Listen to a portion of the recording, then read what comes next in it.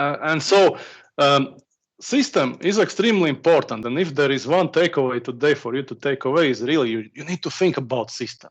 And putting it together is not easy. Yes, and as Roland already mentioned and illustrated, the analytics is essential enabler for the system to be working. Because if you don't have a clue what is happening, it's very hard to optimize for better result. But as soon as you have it done and you have it in place, you have to really have it as an ongoing process. It should not be just one-time process that you have prepared great content, launched it, and forgot. No, it's something you need to work very closely with your sales peers and run it on weekly or bi-weekly basis, depends what is more suitable for you. And then you have to really experiment. You have to really try to fine tune and find the best what resonates with your target audience. You have to change visuals, you have to change maybe messaging, you have to change content and see what is happening. And based on the outcomes, you can really optimize for the better result, like number of leads, or maybe for less costs, or for both.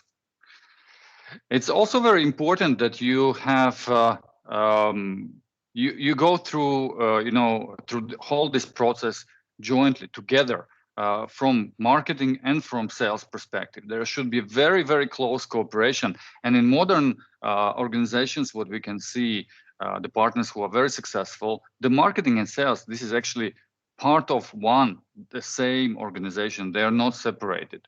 They share the same pipeline, they share the same revenue responsibility and accountability, and they actually then run the same rhythm. And the executive team is super involved into the whole process as well. Yes, and actually, me and Andres, we are quite routinely, basically every week we are sitting in calls with our customers, because we are helping them run the whole campaign and optimize all elements. And indeed, it's extremely important to have also salespeople participating in this call, because that's the only way you can get real life feedback about the quality of leads, whether you are really targeting the right people with the right message, how the content resonates, and so on. So having this feedback loop is extremely important, because that allows again to go back and fine-tune, optimize campaign so that leads are generated with as little investment as possible, and so that the quality of leads or readiness to buy and to purchase is as high as possible. Yeah, but it's also very important to agree in the very beginning about what lead means for every party involved, because marketing can see lead much different than salespeople see the lead. And more precisely, you define these criteria, and Roland was explaining in the beginning, so that you can have demographic criteria, firmographic criteria, maybe behavior criteria, and many others. Better you define it, better quality leads you can drive.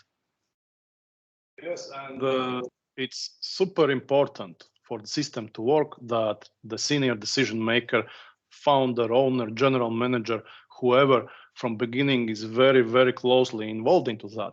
Because more often than not, marketing and sales do not make best friends. Quite often these units are separated physically, separately. Quite often they are not talking to each other. And unless you can make the whole system work and marketing be at the same table with sales and collaborating, the whole system wouldn't work.